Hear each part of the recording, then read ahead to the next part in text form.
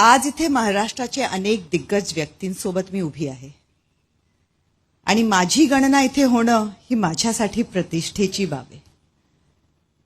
पण सुरुवातीलाच एक कबुली, मी स्वतःला अस्सल महाराष्ट्रीयन म्हणायला थोडीशी संकोचते.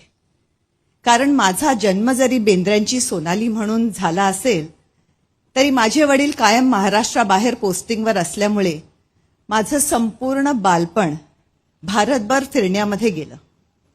आम्ही इतक्या वेळा घरं बदलली की घरचा पत्ता लिहिण्याच्या आधी आम्ही पुढच्या शिफ्टिंगचा विचार करायचो. पण ह्या सगळ्यामध्ये एक गोष्टीत मात्र कोणतीही तडजोड नव्हती, आमच्या घरातला मराठी बाणा. कुठेही राहिलो, कितीही भाषा शिकल्या, कुठल्याही वेगवेगळ्या भाषेचे मित्रमैत्रिणी केल्या, तरी आमच्या घरात मात्र मराठीच बोललं जायचं.